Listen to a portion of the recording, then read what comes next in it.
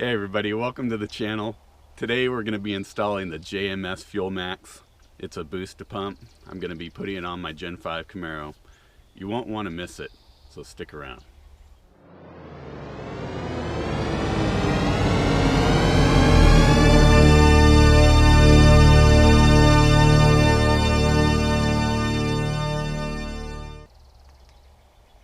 Today we need to put the JMS Powermax on the Camaro because I'm running out of fuel pressure on the top end. Let me show you how I determined that I was losing fuel pressure. Here we are in the histogram. So what you're looking at the top end of my run, 6,000 RPM. The injectors are at 76%, and I think they go as high as 80 in here. I'm commanding 100% throttle basically. And if you look over here, fuel pressure requested 65, the fuel pressure delivered is only 45. And that actually started dropping at about 4,000 RPM. So this tells me that we are running out of fuel. The fuel pump cannot keep up with demand. So the injectors are having to cycle on and off more to get the fuel there for the air-fuel ratio. Now, this wasn't logging here for some reason. I'm not sure why. I was commanding 74 lambda, and I was watching the wideband gauge in the car when I did this run, and went up to about 0.8, which is leaning out. So I kind of knew there was an issue, so I got out of it and came home and reviewed the log, and that's when I noticed the drop in pressure. This is where the JMS Powermax is going to come into play. Once again, I cracked the door open so the window would drop before I disconnected the negative terminal on the battery. We're probably going to be pulling the driver's seat, which has an airbag, so we don't want any power on anything. Plus, we're going to be working on the electrical system.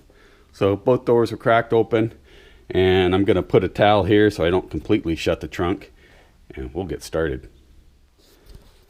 We've taken out the cover in the back, and I'm going to be taking this piece out so I can get to that fuse block and also to run wires in through the back. But I want to get the rear seat out because I want to look at the fuel pump control module just behind the passenger side quarter trim panel. It should be right behind here. To do that, I need to get the rear seats up. So the bottom cushion is fairly simple. You pull up on it and it's clipped there and also over here. And then I'm going to drop the back down so I can show you what I'm talking about here. This is the bottom cushion.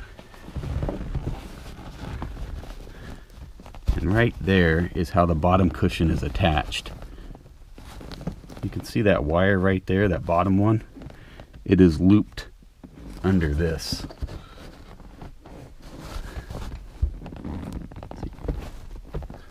So you push the cushion down to unhook it from that loop. Like that. Now it's unhooked. See that? This wire here is now free of this loop.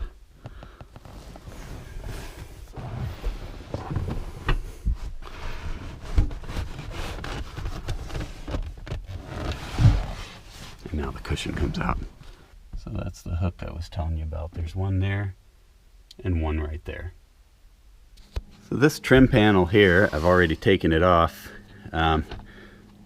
This, you'd start on this end and pull up on it. It just snaps in place. It just has these little snaps. Really simple. And then on this end, it does have that little indexing pin right in there. Nothing else is too difficult about removing this piece. And then the quarter trim, that just pops out. I've already popped it off a little bit.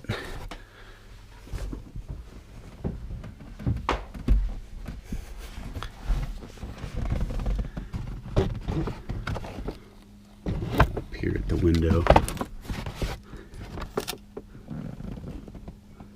See, there's all kinds of foam back there. Oop, might help if I turn you right side up.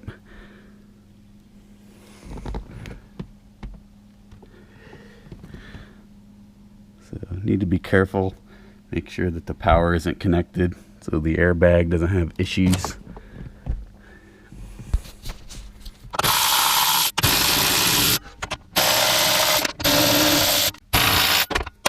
So now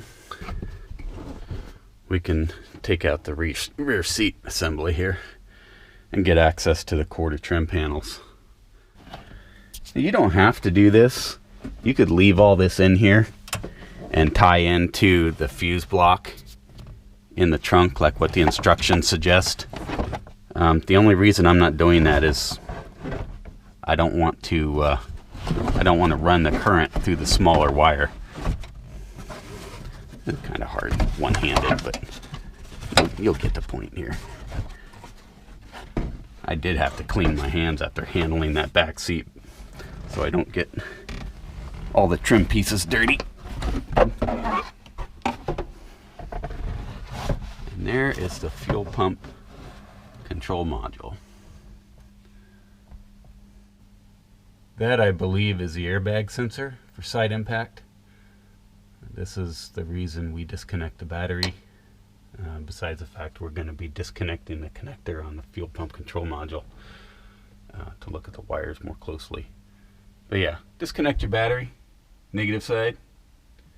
That way you don't have any unexpected deployments.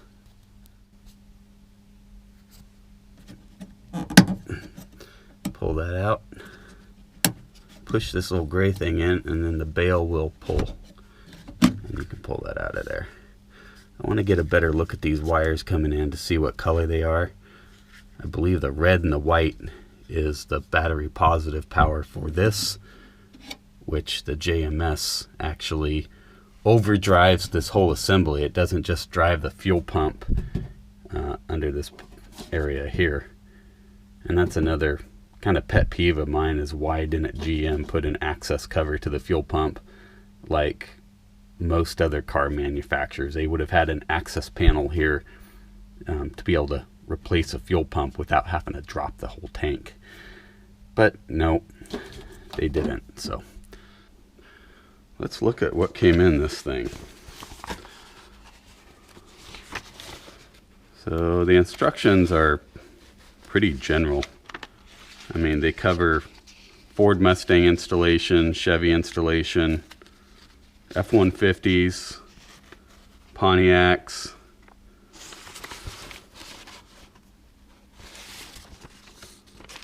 so right here, 2010 to 2013, which is actually 2015. Fuel pump wire color is red with white stripe. Connect GM unit fuel pump module 12 volt and mount the unit in the trunk, is what it says.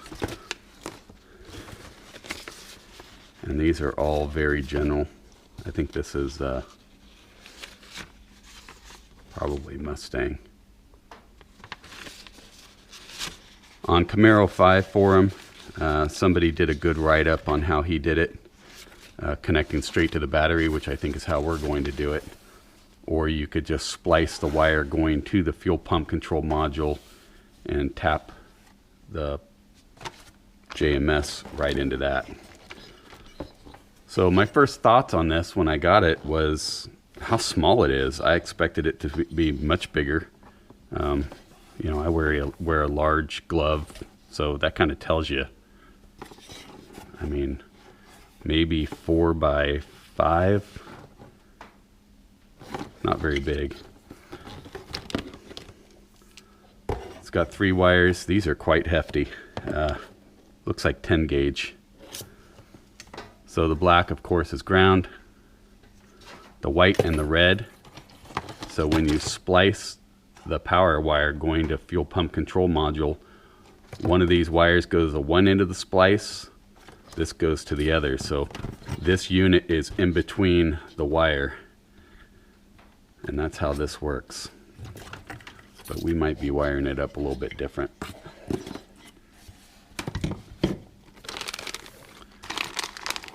This is a Hob Switch adjustable. We're not going to be using this because we are using the pedal actuation.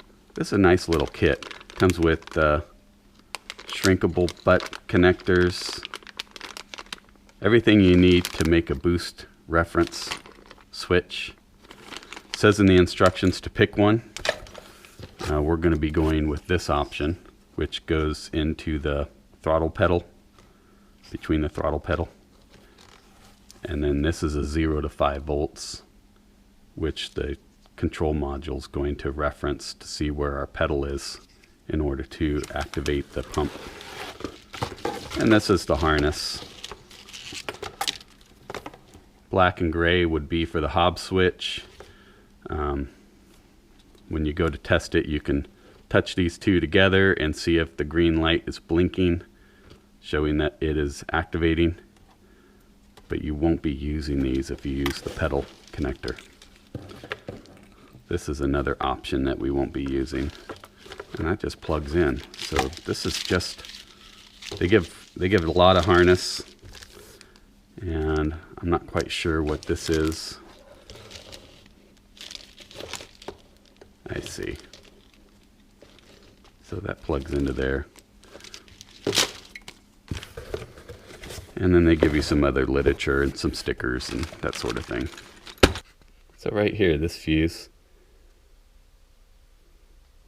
F12, fuel system control module, 25 amp. So I have my probe plugged into the bottom one, and I have my meter set to beep for continuity.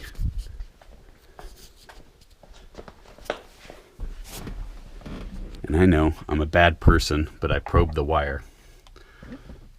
So actually, pierce the insulation, and the red and white wire is in fact connected to that fuse.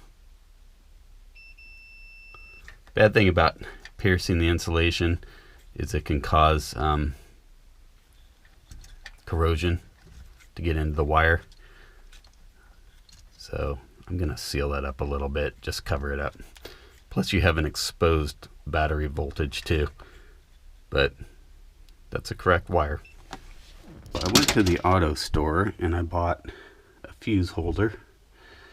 Unfortunately it was only 12 gauge, so I minimized the 12 gauge as much as I could and spliced it into this side. So now I have a fuse on both voltages.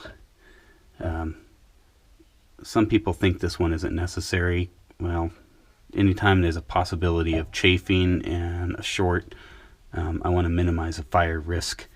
I don't think that's going to blow soon enough to save this from failure.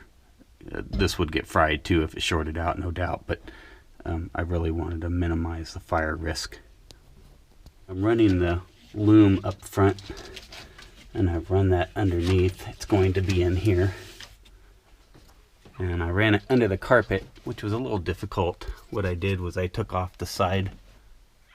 So now I'll fish this up to the front so I can connect the pedal to it. I wanted to show you what the gas pedal connector looks like. That is the connector that ties into the gas pedal, the accelerator pedal. And this goes in between that connector and the accelerator pedal. And then this is the 0 to 5 volts. And that is going to plug into this portion of the harness that we ran back to the Fuelmax. Let me show you what that looks like put together. I've went ahead and mounted the Fuelmax here to the side using self-tapping screws. I did drill a little pilot there. I decided to do it here and not on this side because I think the fuel tank's behind there. I didn't want to run the risk of puncturing into that. So I did, like I said, I did extend the white wire with its own fuse and zip tied that all the way around and back through the trunk there. I'm getting ready to solder my connection. So the white wire, 10 gauge, comes down to the 14 gauge of the connector here This is the red and white wire that we wring out. I went ahead and sealed that little piece of insulation that I pierced to test. Now this end up here, this is going to the fuse block. I'm not going to have the fuse in it anymore, but I am going to put a piece of heat shrink on there and just pinch it closed. So if somebody accidentally puts a fuse in there, it's not going to short out.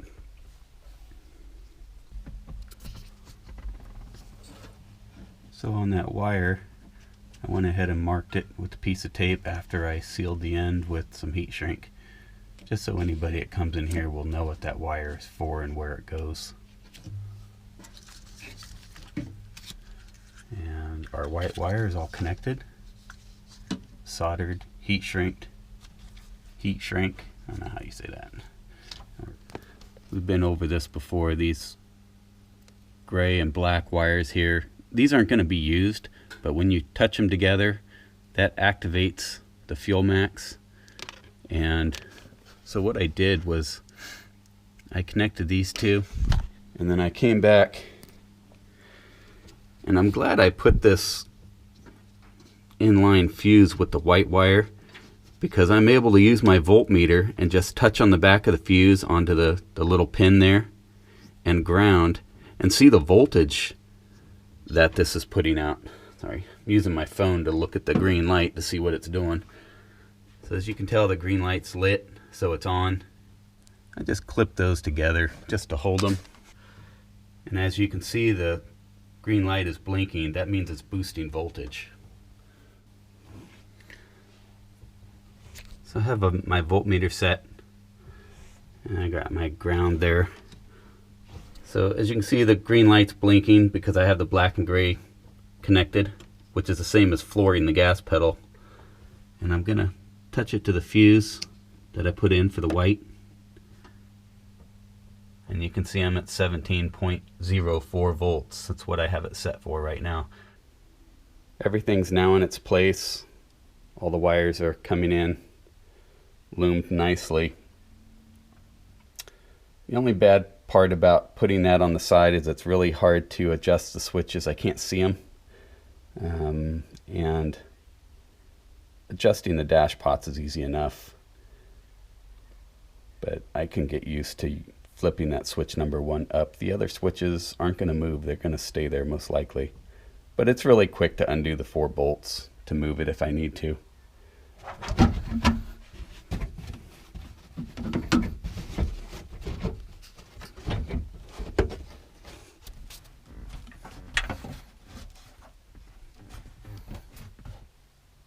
I almost forgot I needed to disconnect that negative terminal again because I'm working so close to the ABS trigger. I definitely don't want to set those things off, or at least that one off, because it's right there.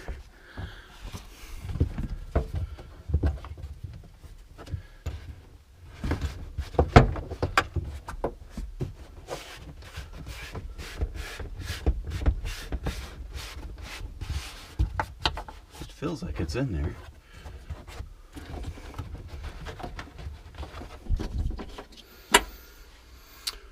So now I can bring the back seat in. So I never did take out that side.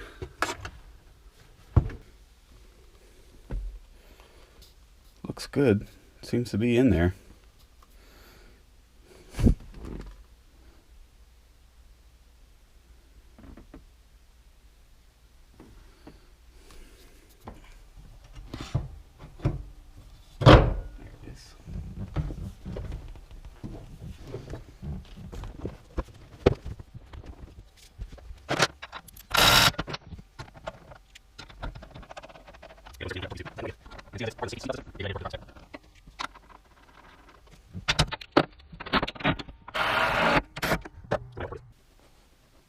Here we are on page 14-54. Once again, we're in the 2014 service manual. So number 1 is 55 foot-pounds. That's the center nut on the stud. And we got for number 2, which is only 36 foot-pounds. So not a whole lot.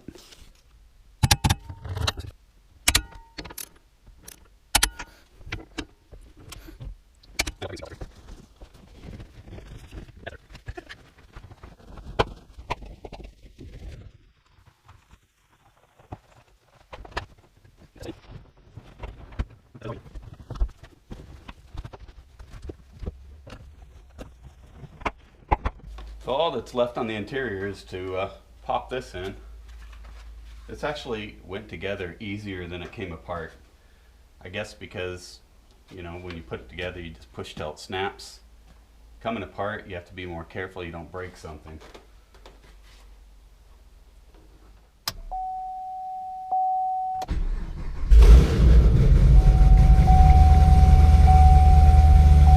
It starts.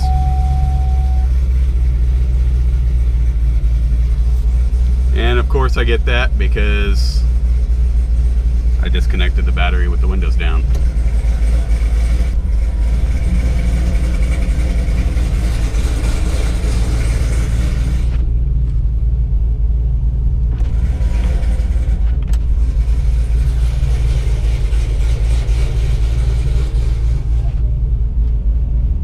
There we go. All calibrated. Looks like it's running pretty good.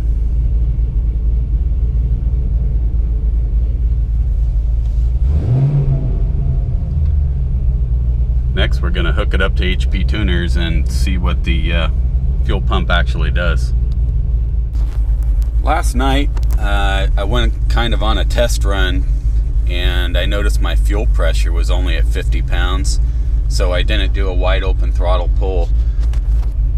So this morning, I came into the HP tuners, and under fuel system, I came over here and I adjusted the low flow, which was at 50 pounds, to 57 psi. High flow's at 65, which I never hit high flow last night because I didn't quite know what was going on. I don't know why this changed. Maybe because the battery was disconnected, but I kind of doubt it. Anyway, I changed the low flow to 57 so I didn't get it mixed up with this 58 psi failure. And then I flashed it in. And right now, with the engine running right here, you'll see I'm at 57 psi, commanded 57 psi running. So it looks like that was my issue last night.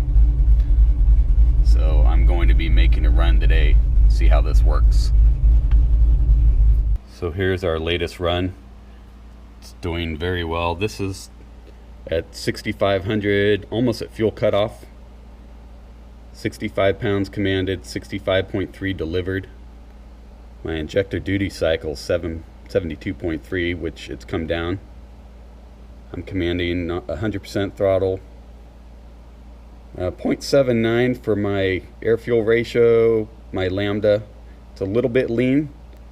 It was asking for 0.77. It is like 37 degrees outside. That is a big number. Well, that's it for today's video. I hope you got something out of it. Seems like the car is running good and fuel pressure's up. Everything seems to be definitely working out in its favor. If you liked the video today, give me a thumbs up, make a comment down below, and check out my other videos. Have a great day. Thanks.